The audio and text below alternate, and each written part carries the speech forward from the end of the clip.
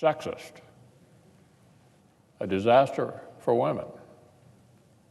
Totally unacceptable. These are just a few of the ad hominem attacks the far-left special interest groups hurled at a federal circuit court judge whom a Republican president nominated to the Supreme Court. The name of the federal judge? Anthony Kennedy. After President Reagan nominated then Judge Kennedy to the court in 1987, these far-left special interest groups impinged his character.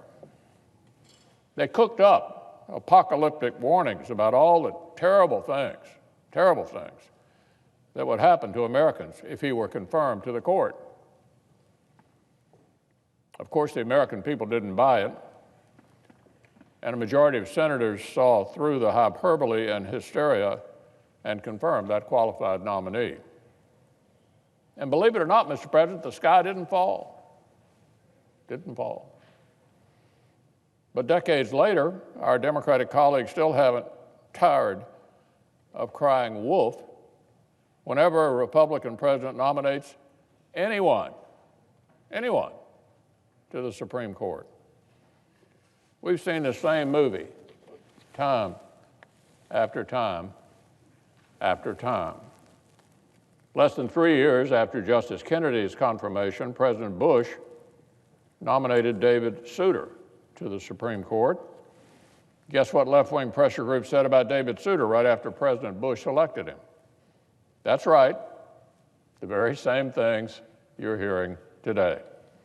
The same things you've heard from these same corners about every Supreme Court nominee named by a Republican president.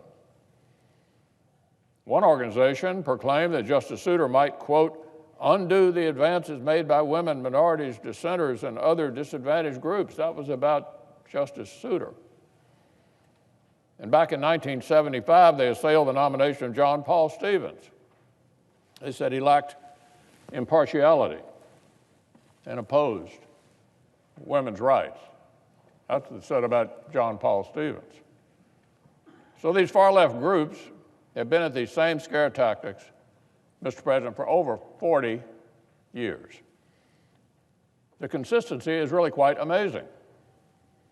Decade after decade, nominee after nominee.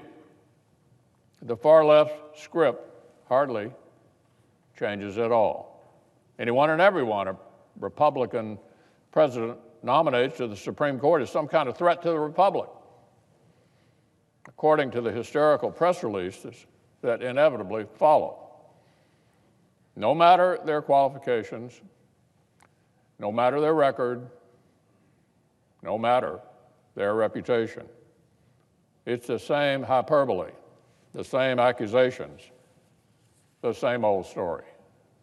Tonight, President Trump will announce his nominee to fill the current Supreme Court vacancy. We don't know who he will name, but we already know exactly what unfair tactics the nominee will face. They won't be new and they won't be warranted.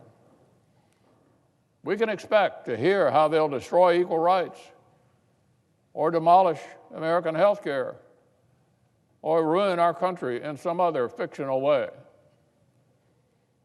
Justice Kennedy's resignation letter had barely arrived in the president's hands before several of our Democratic colleagues began declaring their blanket opposition to anyone at all, anyone, that the president might name. One Democratic senator stated she would resist any attempt to confirm any nominee this year, quote, it doesn't matter who he's putting forward. Doesn't matter who. Earlier today, just today, another Democratic senator issued a press release declaring preemptively that he plans to oppose whomever the president nominates tonight, no matter who they are. Another of our Democratic colleagues offered this assessment. We're looking at the destruction of the Constitution of the United States as far as I can tell.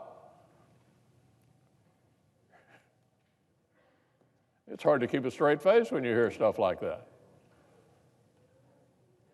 There's not even a nominee yet. Justice Kennedy just announced his retirement, and they're talking about the destruction of the Constitution. Please, give the American people some credit. This far-left rhetoric comes out every single time. But the apocalypse never comes.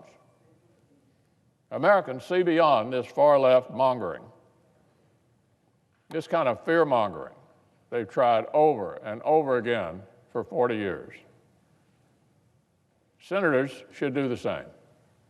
We should evaluate this president's nominee fairly based on his or her qualifications.